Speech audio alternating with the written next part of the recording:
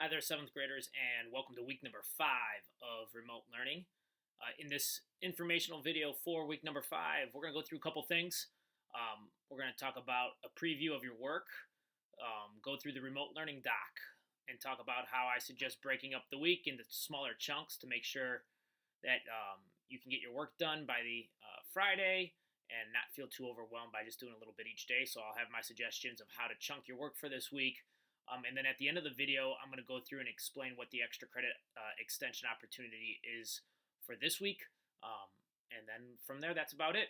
So let's go ahead and get started and take a look at that remote learning doc week number 5.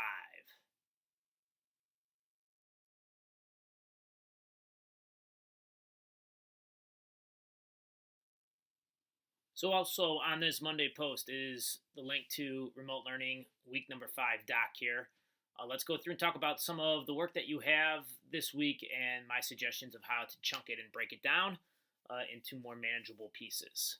So, first of all, there are only 2 assignments that are going to be graded this week. So that is way lower than normal, but you'll see why it's only 2 here in a second.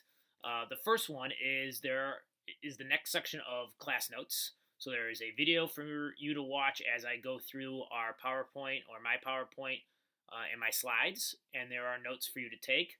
So make sure that you are getting in all of the information for the notes. I will be checking those. As you see, that's a completion grade for 10 points this week.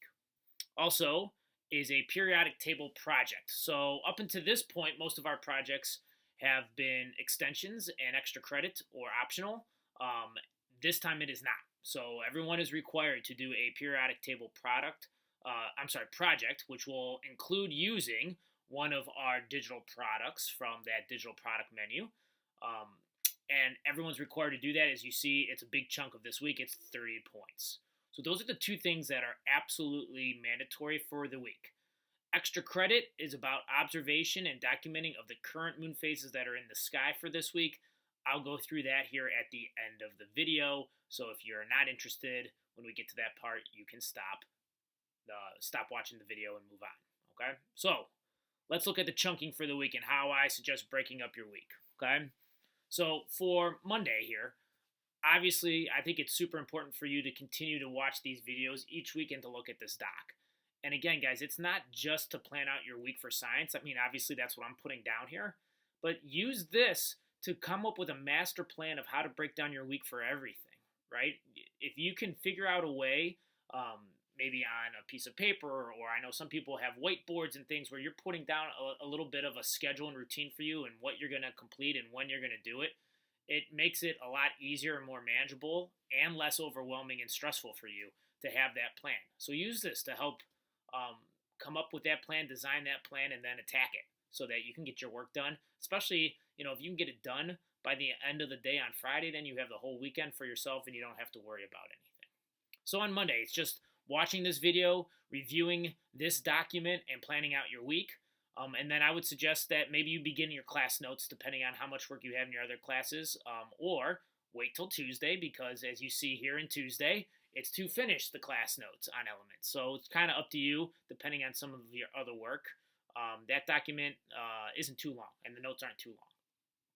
Then you go through on Tuesday, I suggest to begin your periodic table project. There's directions. There's going to be an informational video in there, so I'm not going to go through a lot of the directions here today. And on Tuesday, I suggest just kind of the research part. You're gathering information from the resources that I provided for you for that. The rest of the week, guys, is just working on that periodic table project. So I suggest on Wednesday that you finish gathering all of your information and you kind of figure out which type of digital product you want to use for your project. And maybe even start working on that digital product then on Wednesday, and then Thursday, Friday, it's just working towards completion of that project.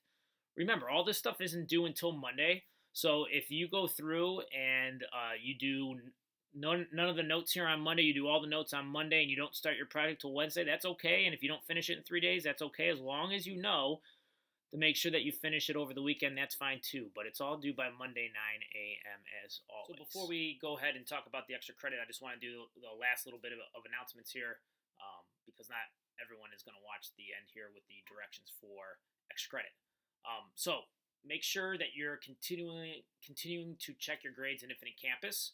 When you see grades in Infinite Campus, if you don't score 100% on something and you're not sure what you did wrong or why you didn't score, make sure you go back to the document in Google Classroom.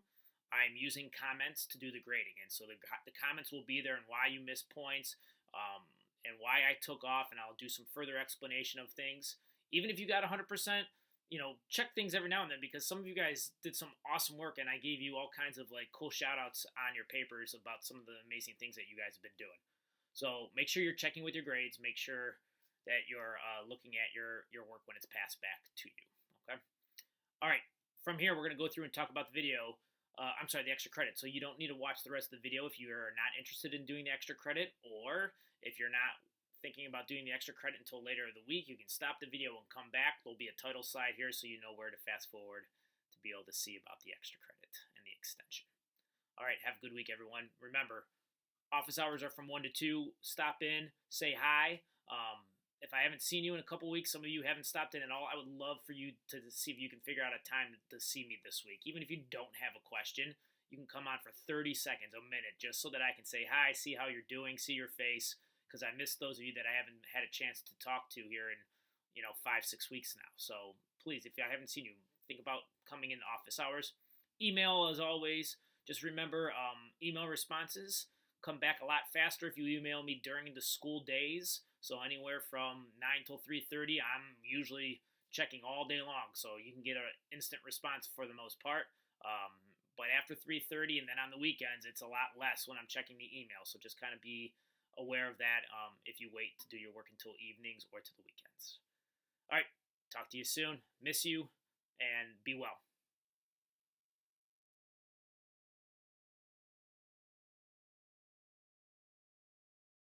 All right, so if you're interested in the extra credit, this is going to be really quick. I don't think it's a tough assignment to do for extra credit, but it's going to go back to our last unit here with moon phases. So knowing what this week has in terms of what moon phases are going to appear in the sky, I felt like this was a good week to kind of do this extension opportunity for extra credit, for you guys taking some of that information that we learned in the past unit about moon phases and applying it here to science outside of just the regular class. Okay, so take a look at the directions here as we'll go through here. We can go through these together, but in the directions, at any point throughout the week, I want you to take a picture or a video of the moon in the sky. Okay, so out in your backyard, off of the balcony, out your bedroom window, wherever. Okay. For this week, because I know what the phases are, the moon will be rising in the early evening. Okay, so anywhere it'll start showing up after dinner time before it even gets dark out. So there's plenty of time for you to be able to observe it in the sky. You don't have to wait until it's dark. Obviously, it'll still be up there when it's dark. It will not be up in the morning though, so you can't. I would not look for it in the morning. It'll set by then. Okay, so you have to take a picture. All right, and then all you have to do is fill in the information like it says here for each day, and then copy and paste in your picture. Or if you took a video of the sky and you need to put a link in or whatever, however I can view your observations. All right. Now, it says in here, the days do not have to be consecutive. So what I mean by that is that I just put day 1, day 2, day 3 here. Okay. 2, 3. And for you guys, it doesn't matter if it's 3 days in a row or if it's spread out. I have a place for you to put in the date, the time for your picture, and then I want you just to put it and tell me what moon phase you're observing. All right. So that's it for it. Okay. That's it. I just want you guys to apply a little bit of what we did for the last unit. It's not too difficult, and it gets us kind of hopefully outside for a little bit to just look up into the sky and notice what we're seeing. So that's your observation, and then you're telling me the moon phase, and you're documenting all that stuff. Make sure you remember the dates and the times so that I know, and then 3 different times throughout the week is all you have to do. All right, have fun with that. Enjoy your week, and I'll talk to you soon.